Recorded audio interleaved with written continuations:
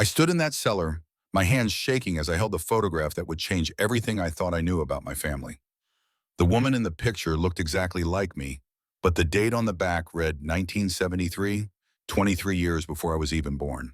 Behind me, the cellar door creaked in the wind, and I could hear Michelle Rodriguez calling my name from somewhere upstairs in my grandmother's house. But I could not move. I could not breathe, because this photograph proved that everything the orphanage had told me about being alone in the world was a lie. Let me take you back to where this all began, just 3 months earlier when I was still living in the state facility where I had spent the last 4 years of my life. At 22, I was aging out of the system, which meant I had exactly 30 days to find somewhere else to live. Most of the other kids who had aged out before me ended up in cheap apartments, working minimum wage jobs and struggling to make ends meet. I had accepted that this would be my fate too until the letter arrived. It came on a Tuesday morning in March, delivered by a woman in a crisp business suit who introduced herself as Angela Gutierrez from the law firm of Peterson and Associates. She asked to speak with me privately, which immediately made me nervous. In my experience, private conversations with adults usually meant bad news. We sat in the small conference room that the facility used for meetings with social workers and potential foster families. Angela opened her briefcase and pulled out a thick manila envelope with my name written across the front in elegant handwriting. "Your grandmother, Dorothy Baker, passed away last month," she said gently. "I am sorry for your loss. She left instructions that you were to receive this letter and that I was to help you with the inheritance she left you." I stared at her in confusion. "I do not have a grandmother," I told her. "I have been in the system since I was 18. Before that, I lived with my Aunt Cheryl Baker, but she died in a car accident. I do not have any other family." Angela smiled sadly and slid the envelope across the table to me. "Your Aunt Cheryl was actually your grandmother's daughter," she explained. "Dorothy Baker was your great-grandmother. She had been looking for you for years, but the records were sealed when you entered the system. She only found you last year, and she spent months working with our firm to ensure you would inherit her property when she passed." My hands trembled as I opened the envelope. Inside was a handwritten letter on cream-colored stationery, along with several legal documents, and what appeared to be a deed to property in a place called Cedar Valley, Montana. I had never heard of Cedar Valley, but according to the documents, I now owned a ranch there complete with a house, barn, and 200 acres of land.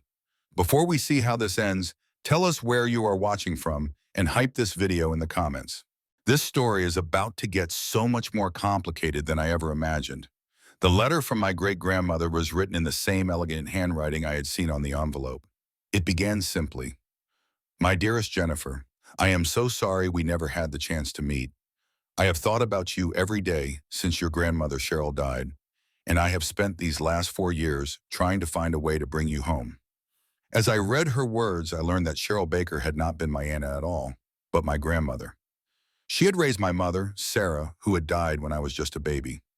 Cheryl had taken me in and raised me as her own until her death when I was 18. What I had never known was that Cheryl had a mother, Dorothy, who had been estranged from the family for decades due to a bitter argument that no one could even remember the cause of anymore. Dorothy wrote that she had tried to gain custody of me after Cheryl died, but she was already in her 70s and dealing with health issues. The state had deemed her too old and frail to care for a teenager, so I had gone into the system, and she had spent the next 4 years fighting through legal channels to find me and ensure that I would eventually inherit the family ranch. "The ranch has been in our family for 3 generations," she wrote. "Your great-great-grandfather built the house with his own hands in 1921. Cheryl grew up there, and your mother spent her summers there as a child. I had always hoped that one day you would come home and continue the legacy, but I understand if the life I am offering you is not what you want. The property is yours to do with as you wish. Sell it, keep it, or simply visit once to see where you come from. The choice is entirely yours." Angela explained that I could take possession of the property immediately and that Dorothy had left enough money in a trust fund to cover the taxes and basic maintenance for the first year. After that, I would need to find a way to support myself, but the land was fertile and had been leased to local farmers for the past several years. There was also a small house on the property that I could live in rent-free. It felt like a dream. After 18 years of not knowing where I came from or if I had any family left in the world, I suddenly had a home waiting for me, a real home with a history and a legacy that belonged to me. I spent the next 2 weeks making arrangements to leave the facility and drive to Montana. I had never been further west than Illinois, and the idea of living on a ranch was both thrilling and terrifying. I had no experience with farming or rural life, but I was determined to make it work. This was my chance to build a real life for myself, something I had never dared to hope for. The drive to Cedar Valley took me 3 days, and with each mile that passed, I felt like I was traveling to another world. The flat farmland of the Midwest gradually gave way to rolling hills, and then to the dramatic mountains and wide open spaces of Montana. By the time I reached Cedar Valley, I was exhausted but filled with anticipation. Cedar Valley turned out to be a small town with a population of just under 2,000 people. It had one main street lined with old-fashioned storefronts, a diner called Millie's, a feed store, and a few other businesses that looked like they had been there for decades. Everyone I passed on the street seemed to know each other, and several people waved at me even though I was clearly a stranger. I stopped at the diner to ask for directions to the Baker Ranch, and the waitress, a woman in her 50s with graying hair and kind eyes, introduced herself as Hannah Johnson. "You must be Dorothy's great-granddaughter," she said with a warm smile. "We have been expecting you. Dorothy talked about you all the time, especially these last few months. She was so excited that you were finally coming home." The word home hit me harder than I expected. I had never really had a home before, just a series of temporary places where I had been allowed to stay. The idea that this place, this community, had been waiting for me was almost overwhelming. Hannah gave me detailed directions to the ranch and insisted on packing me a box lunch for the road. She also wrote down her phone number and told me to call if I needed anything at all. "It is what Dorothy would have wanted," she said simply. The ranch was about 10 miles outside of town, down a gravel road that wound through fields of wheat and barley. When I finally saw the house for the first time, I had to pull over and just sit in my car for a moment to take it all in. The house was a 2-story farmhouse painted white with green shutters and a wide front porch that wrapped around 3 sides of the building. It looked exactly like the kind of house I had always imagined when I dreamed about having a real family and a real home. There were flower beds along the front of the house that had been recently tended, and I could see a large vegetable garden to one side. Behind the house stood a massive red barn that looked like it had been built to last forever. And beyond that were fields that stretched as far as I could see. The whole property was surrounded by mountains that rose up like protective walls against the sky. I sat in my car for nearly 20 minutes, just trying to process the fact that all of this belonged to me. I owned this house, this land, this piece of the world that was more beautiful than anything I had ever imagined. It felt too good to be true, like someone was going to come along at any moment and tell me there had been a mistake. Finally, I gathered my courage and walked up to the front door. Angela had given me the keys, along with instructions that Dorothy had left about where to find everything I might need. The door opened easily, and I stepped inside to find myself in a living room that looked like it had been frozen in time. The furniture was old but well-maintained, with a floral sofa and matching chairs arranged around a stone fireplace. There were family photographs on every surface, and I realized with a start that many of them showed people who looked remarkably like me. I picked up one photograph that showed a young woman standing in front of the very barn I had just seen outside. She had my dark hair and my smile, and when I turned the photo over, I saw the name Sarah written in the same elegant handwriting as my great-grandmother's letter. This was my mother. This was the woman who had given birth to me and died when I was too young to remember her. For the first time in my life, I was looking at a picture of my own mother, and she was standing in the place that was now my home. I spent the rest of that first day exploring the house and trying to absorb the fact that I was finally somewhere I belonged. The house had 4 bedrooms, a large kitchen with a wood-burning stove, and a dining room with a table that could seat 8 people. Everything was clean and well-maintained, as if Dorothy had been preparing for my arrival right up until the day she died. In the master bedroom, I found more photographs and a journal that Dorothy had kept during her final months. The entries were mostly about her daily activities and her health, but scattered throughout were references to me and her hopes that I would love the ranch as much as she had. "I pray that Jennifer will find peace here," she had written just 2 weeks before she died. "This land has been good to our family for so many years." I hope it will be good to her too, and that she will understand that she was never really alone in the world. She always had a home waiting for her here. That night, I lay in the bed that had belonged to my great-grandmother and listened to the sounds of the ranch settling around me. It was quieter than anywhere I had ever lived, but it was not the empty silence of loneliness. It was the peaceful quiet of a place where I belonged, where I was finally home. The next morning, I was awakened by a knock at the front door. I stumbled downstairs in my pajamas to find a man in his 60s standing on the porch with a basket of fresh eggs and a thermos of coffee. "You must be Jennifer," he said with a friendly smile. "I am Jack Gomez. I live on the neighboring ranch, and Dorothy asked me to keep an eye on the place until you arrived. I thought you might appreciate some breakfast and a friendly face on your first morning." Jack turned out to be exactly the kind of neighbor I had never known I needed. He had been friends with Dorothy for over 30 years, and he knew everything there was to know about running the ranch. Over breakfast, he explained that Dorothy had been leasing most of the land to local farmers, but that the lease agreements would be up for renewal in the fall. He also told me about the various maintenance issues that would need attention, and offered to help me learn the basics of ranch management. "The barn needs a new roof before winter," he said matter-of-factly, "and the irrigation system in the north field has been acting up. Nothing that cannot be fixed, but it will require some investment and a lot of hard work.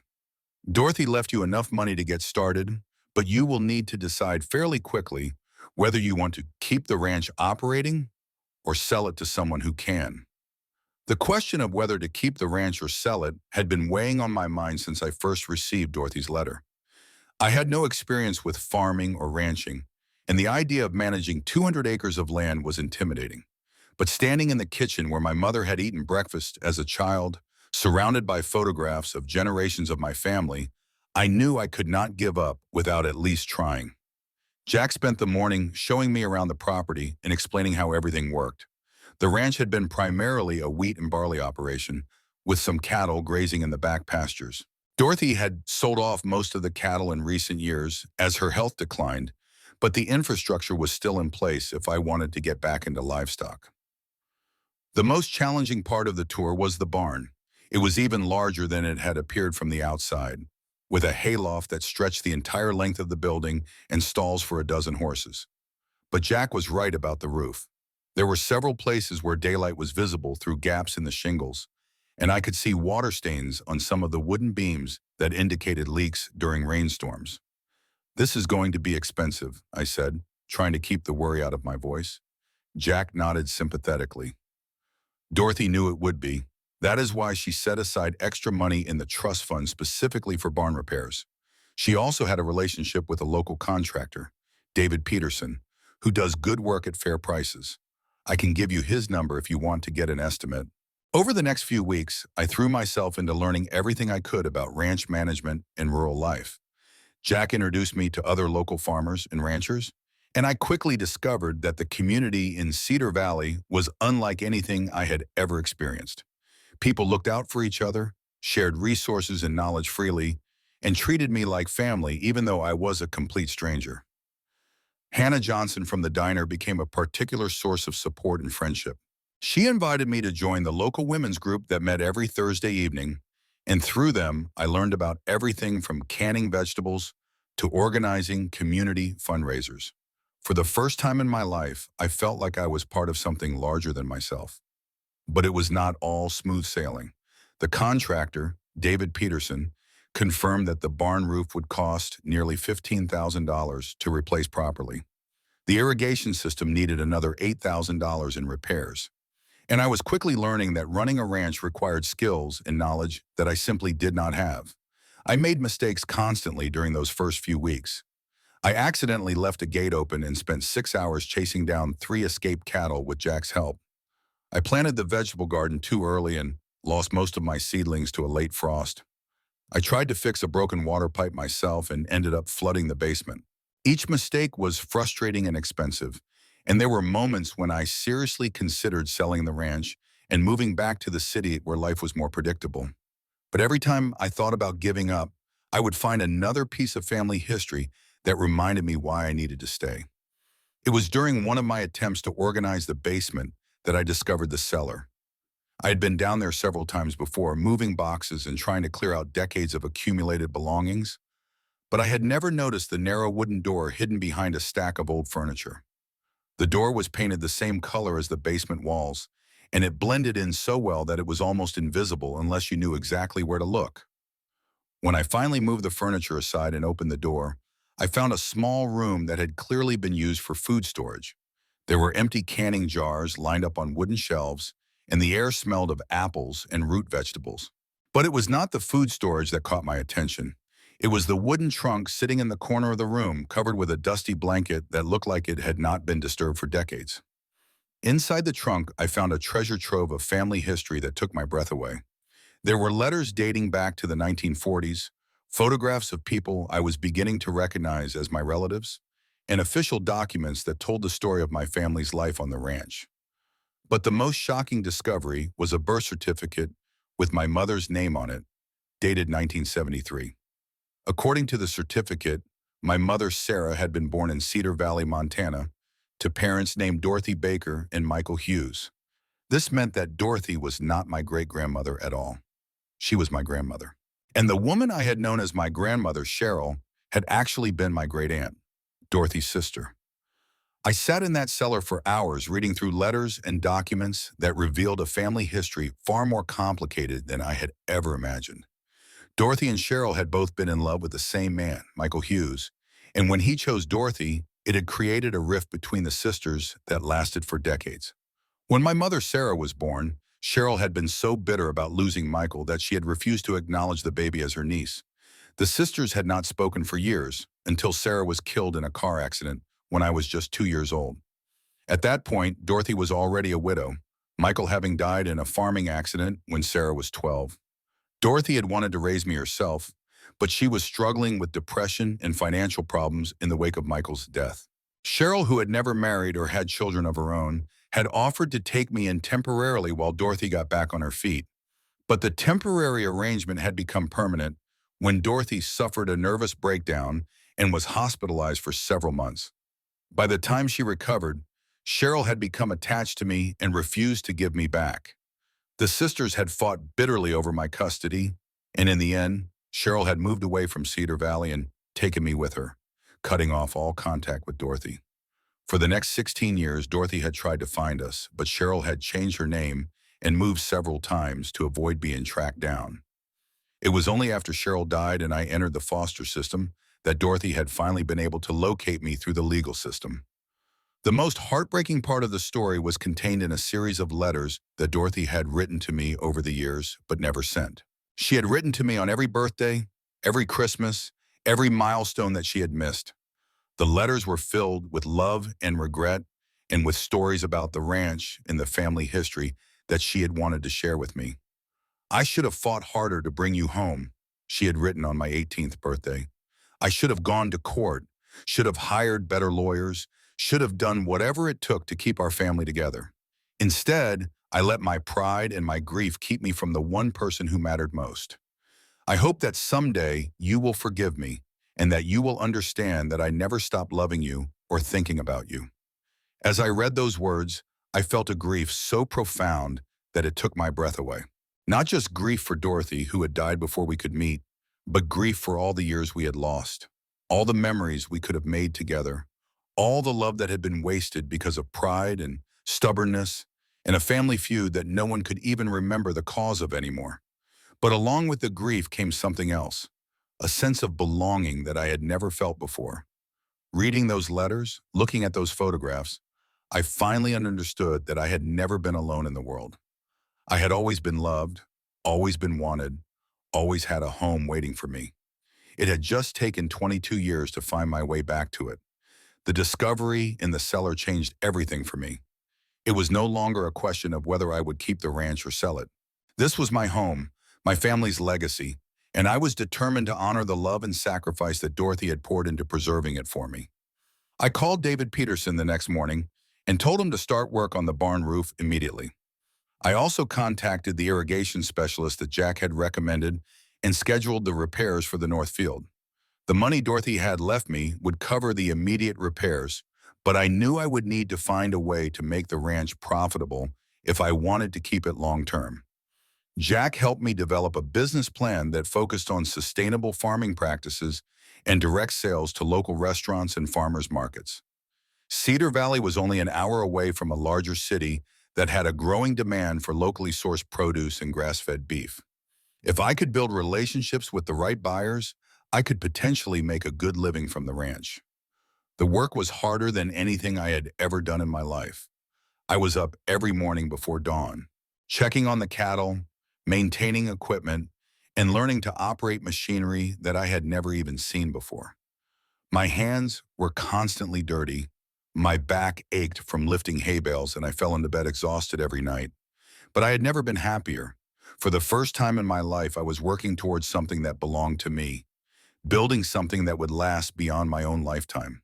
Every fence I repaired, every field I planted, every improvement I made to the property was an investment in my own future and a tribute to the family members who had come before me. The community rallied around me in ways that still bring tears to my eyes when I think about it. Hannah Johnson organized a barn raising party where dozens of neighbors showed up with tools and casseroles to help with the roof repairs. Jack spent countless hours teaching me to operate the tractor and other equipment, refusing to accept any payment for his time. Even David Peterson, the contractor, went out of his way to teach me basic maintenance skills so I could handle minor repairs myself in the future. Michelle Rodriguez, a woman about my age who worked at the feed store, became my closest friend and confidant. She had grown up on a ranch herself before moving to town, and she understood both the challenges and the rewards of rural life. She was also the one who suggested that I consider starting a small bed and breakfast operation in the main house, which had more bedrooms than I could ever use myself. The idea of a bed and breakfast had never occurred to me, but the more I thought about it, the more sense it made. The ranch was beautiful, the house was historic and charming, and Cedar Valley was starting to attract tourists who were interested in agritourism and authentic ranch experiences. I could offer guests the chance to participate in daily ranch activities, eat farm-fresh meals, and experience the kind of rural lifestyle that was becoming increasingly rare. I spent the summer renovating 3 of the upstairs bedrooms and learning about the hospitality industry. Hannah Johnson, who had worked in hotel management before moving to Cedar Valley, helped me understand the licensing requirements and marketing strategies I would need to succeed. By fall, I had my first paying guests, a family from California who wanted their children to experience life on a working ranch. The kids were city kids who had never seen a cow up close, and watching them collect eggs from the chicken coop and help feed the cattle was one of the most rewarding experiences of my life. The bed and breakfast turned out to be more successful than I had dared to hope. Word spread quickly through online reviews and social media, and by the following spring, I was booked solid through the summer months. The combination of income from farming, cattle ranching, and hospitality was enough to make the ranch profitable and sustainable for the long term. But the real reward was not financial. It was the sense of purpose and belonging that I had found in this place, surrounded by people who had become my chosen family. I was no longer the girl who had aged out of the foster system with nowhere to go. I was Jennifer Morris, owner of the Baker Ranch, a respected member of the Cedar Valley community, and the keeper of a family legacy that stretched back 4 generations. 1 year after I first arrived in Cedar Valley, I organized a memorial service for Dorothy in the small cemetery behind the local church. I had found her grave during one of my early explorations of the town, and I had been visiting it regularly to tell her about my progress with the ranch and to thank her for the incredible gift she had given me. The service was simple but meaningful. Jack Gomez spoke about Dorothy's contributions to the community and her lifelong love for the ranch. Hannah Johnson read from some of the letters that Dorothy had written to me over the years, with my permission. And I shared the story of how I had found my way home, and how Dorothy's love and sacrifice had made it possible for me to build a life that I had never dared to dream of. Nearly the entire town showed up for the service, which told me everything I needed to know about the kind of person Dorothy had been and the kind of community she had helped to build. These people had loved her, and now they were extending that same love and acceptance to me. After the service, we all gathered at the ranch for a potluck dinner that lasted well into the evening. I looked around at my dining room table, which was surrounded by people who had become my family, and I thought about how different my life might have been if I had never received that letter from Angela Gutierrez. I might have ended up in a studio apartment somewhere, working a job I hated and struggling to make ends meet. Instead, I was surrounded by love and purpose, and the kind of deep satisfaction that comes from building something meaningful with your own hands. That fall, I made a decision that surprised everyone, including myself. I applied to study agricultural business at the State University with the goal of earning a degree that would help me expand and improve the ranch operation. It meant taking classes online and driving to campus one day a week for labs and seminars, but I was determined to honor Dorothy's legacy by becoming the best rancher and businesswoman I could be. The program was challenging, especially since I was trying to balance coursework with the daily demands of running a ranch and a bed and breakfast. But I had discovered that I loved learning, especially when it was directly applicable to my own life and goals. For the first time, education felt like a tool for building the future I wanted, rather than just something I was supposed to do because adults told me to. Michelle Rodriguez decided to join me in the program, and we became study partners as well as business partners. She had always dreamed of starting her own agricultural consulting business, and my ranch became her first client as she helped me develop more efficient and sustainable farming practices. Together, we implemented a crop rotation system that improved soil health and increased yields. We also developed a marketing strategy that positioned the ranch as a destination for sustainable tourism and farm-to-table dining experiences.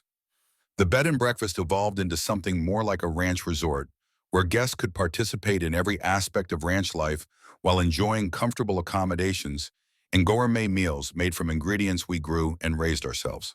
The success of the business allowed me to hire several part-time employees from the local community, which felt like another way of honoring Dorothy's memory. She had always believed in supporting her neighbors and contributing to the local economy, and I was proud to be able to continue that tradition. But perhaps the most meaningful development was the relationship I built with Andrew Cook, a veterinarian who had recently moved to Cedar Valley to start his own practice. Andrew had grown up on a ranch in Wyoming, and he understood the demands and rewards of rural life in a way that few people could. Our relationship developed slowly and naturally over the course of many months. He was called out to the ranch several times to treat sick cattle and to help with routine veterinary care. And we gradually became friends before we became anything more. I appreciated that he never tried to rush me or pressure me into anything I was not ready for. He seemed to understand that I was still figuring out who I was and what I wanted from life. By my third year on the ranch, I had accomplished things I never would have thought possible when I first arrived as a scared 22-year-old with no family and no experience. The ranch was profitable and sustainable. The bed and breakfast had a waiting list of guests who wanted to return year after year, and I had earned my degree in agricultural business with honors. More importantly, I had built relationships and a sense of community that gave my life meaning and purpose. I was no longer just surviving from day to day. I was thriving, growing, contributing to something larger than myself. The ranch had also become a gathering place for the community in ways that Dorothy would have loved. We hosted an annual harvest festival that raised money for the local school district. We opened our doors for wedding receptions and family reunions. And we started a summer program for at-risk youth from the city, giving them the chance to experience ranch life and learn about sustainable agriculture. Working with those young people was especially meaningful to me because I saw so much of my younger self in their faces. Many of them came from foster care or difficult family situations, and they arrived at the ranch feeling angry, lost, and hopeless about their futures. But over the course of a few weeks, I watched them transform as they learned to care for animals, grow their own food, and experience the satisfaction of meaningful work. One young man, Donald Morales, reminded me so much of myself that it was almost painful to watch him struggle with trust and belonging. He was 17 and aging out of foster care, with nowhere to go and no family to support him. By the end of his first week at the ranch, I knew I wanted to offer him something more permanent. I talked to Jack Gomez and Hannah Johnson about the possibility of hiring Donald as a full-time ranch hand and helping him get his GED so he could eventually attend college if he wanted to. They both thought it was a wonderful idea, and they helped me navigate the legal requirements for becoming his mentor and employer. Donald was suspicious at first. He had been disappointed by adults too many times to trust easily. But gradually, as he saw that I was committed to keeping my promises and supporting his goals, he began to open up and let us become his chosen family. Watching Donald flourish over the following months was one of the most rewarding experiences of my life. He had a natural talent for working with animals, and he threw himself into learning everything he could about ranching and sustainable agriculture. Within a year, he had earned his GED and was making plans to attend the same agricultural business program that Michelle and I had completed. The experience of mentoring Donald made me realize that I wanted to formalize the youth program and make it a permanent part of the ranch operation. With help from social workers and educators in the area, I developed a program that could accommodate up to 6 young people at a time, providing them with job training, educational support, and most importantly, a sense of belonging and purpose. The program required additional funding and infrastructure, but the community rallied around the idea with the same enthusiasm they had shown for all of my other initiatives. Local businesses donated materials and services, the state provided grants for educational programming, and individual community members volunteered their time and expertise to make the program successful. Within 2 years, we had built a dormitory-style building that could house program participants, along with classrooms and workshop spaces where they could learn practical skills like carpentry, mechanics, and animal husbandry. The program became a model for other rural communities that wanted to address youth homelessness and educational inequality. But the most important measure of success was the young people themselves. I watched kid after kid arrive at the ranch feeling hopeless and leave with confidence, skills, and plans for their futures. Some went on to college, some started their own businesses, and some chose to stay in Cedar Valley and become part of the community that had welcomed them. Each success story felt like a tribute to Dorothy and all the other family members who had worked this land before me. They had built something that could nurture and sustain not just one family, but an entire community. And now I was carrying that legacy forward in ways they never could have imagined. The 5th anniversary of my arrival in Cedar Valley was marked by a celebration that brought together everyone who had become part of my extended family over the years. Former program participants traveled from across the country to attend, along with community members, business partners, and friends who had supported me through every challenge and triumph. Andrew and I had been married for 6 months by then, and we were expecting our first child in the fall. The idea of raising a family on the ranch where my own mother had grown up felt like the completion of a circle that had been broken for too many years. As I stood on the front porch of the house that night, watching our guests dance to live music in the yard where I had once felt so alone and uncertain, I thought about the journey that had brought me to this moment. It had not been easy. There had been setbacks and failures, moments of doubt and fear, times when I had wondered if I was strong enough or smart enough to succeed. But I had learned that strength and intelligence were not the most important qualities for building a meaningful life. What mattered most was the willingness to accept help when it was offered, to work hard for something you believed in, and to open your heart to the possibility that you might belong somewhere after all. The ranch had taught me that family is not just about blood relationships or legal documents. It is about the people who choose to show up for you day after day, year after year. It is about the community that welcomes you and supports your dreams. It is about the legacy you choose to build and pass on to the next generation. As the evening wound down and our guests began to head home, I walked out to the cemetery where Dorothy was buried. I had made this pilgrimage countless times over the years, but tonight felt especially significant. "Thank you," I whispered to her gravestone. "Thank you for never giving up on me, for preserving this place until I could find my way home, for showing me that love can transcend time and distance and even death itself." The next morning, I woke up early and walked out to the barn where Donald was already feeding the cattle. He had decided to stay on the ranch permanently after completing his degree, and he was now the ranch manager and my partner in running the youth program. We stood together in comfortable silence, watching the sun rise over the mountains that surrounded our valley. In a few hours, the ranch would be bustling with activity as guests checked in and program participants began their daily chores. But for now, it was just the two of us and the animals and the land that had given us both a second chance at life. I thought about all the young people who would come through our program in the years ahead, and about the families who would visit our ranch and leave with memories that would last a lifetime. I thought about my own child, who would grow up knowing exactly where they came from and where they belonged. Most of all, I thought about Dorothy and the incredible gift she had given me by refusing to let our family story end with loss and separation. She had found a way to bridge the gap between past and future, to transform pain into purpose, to turn a broken family line into a legacy of love and belonging. The ranch would continue long after I was gone, nurturing new generations of young people who needed a place to belong and families who wanted to reconnect with the land and with each other. And somewhere in that continuation, Dorothy's love would live on, just as she had always intended. Today, as I write this story 7 years after first arriving in Cedar Valley, I am sitting in the same kitchen where my mother ate breakfast as a child, where my grandmother Dorothy planned the daily operations of this ranch for decades, and where I now plan the future with my own family.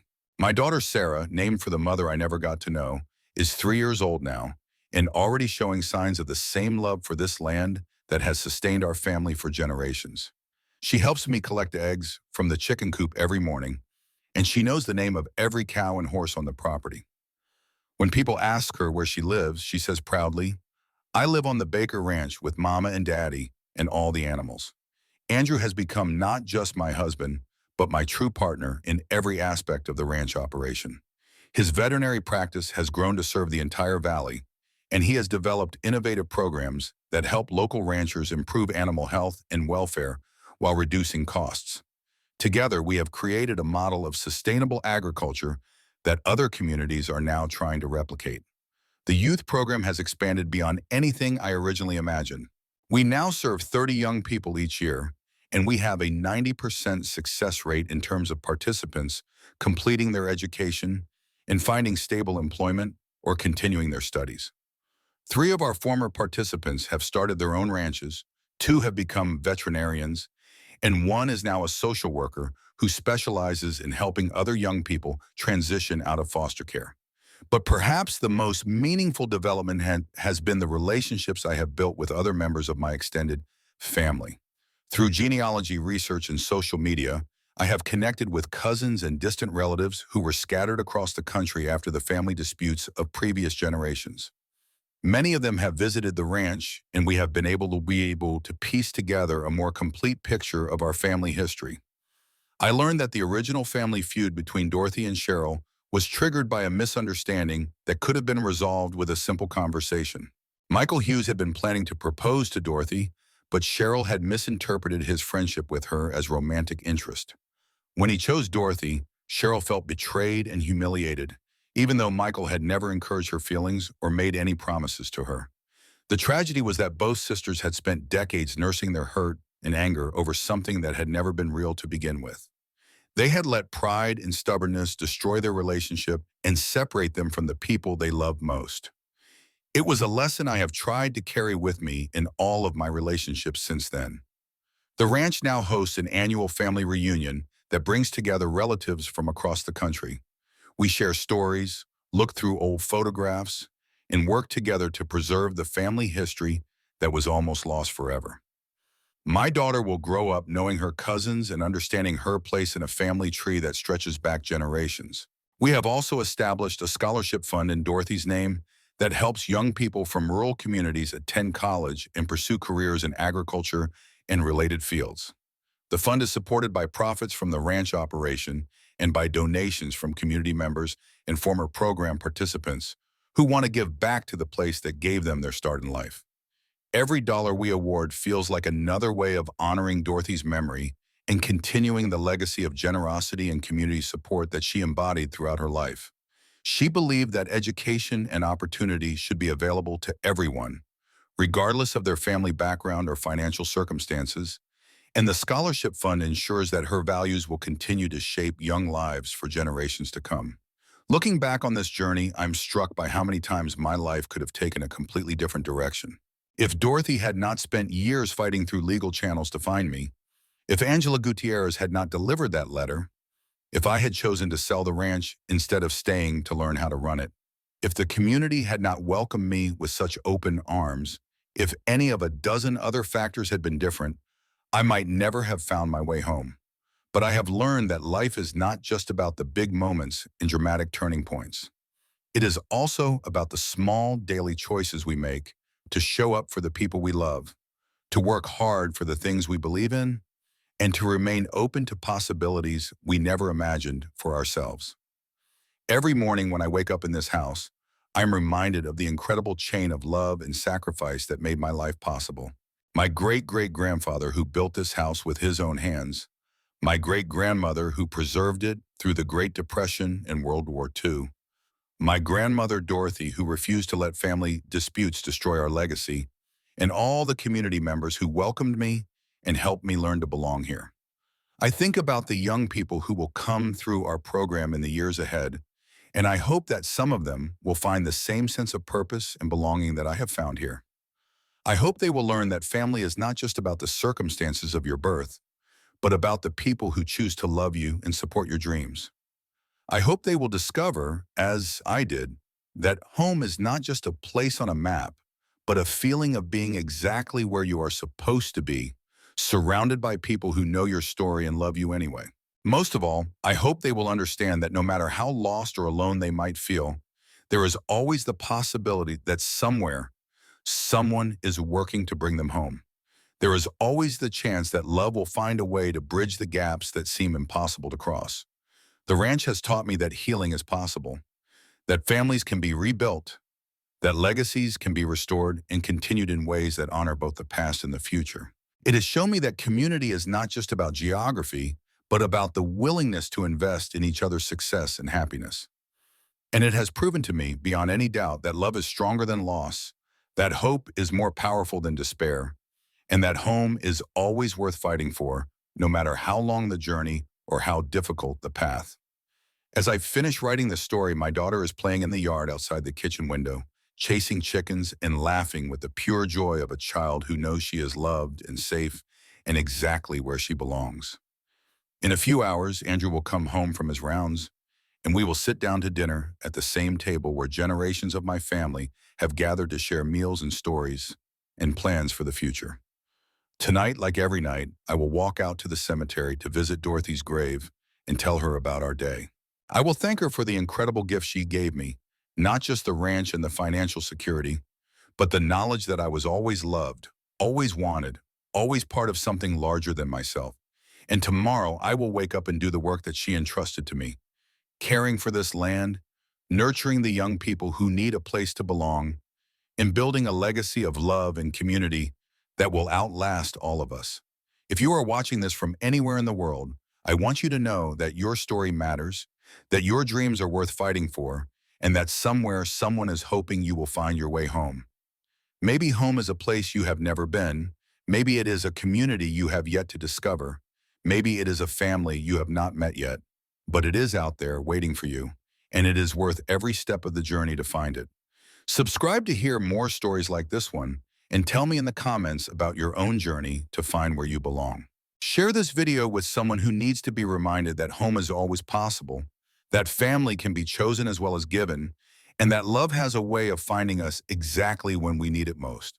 The Baker Ranch will always be here, welcoming new families and new stories, proving every day that the best inheritance we can leave behind is not money or property, but the knowledge that we are all connected. We all belong somewhere, and we all have the power to create the home we have always dreamed of.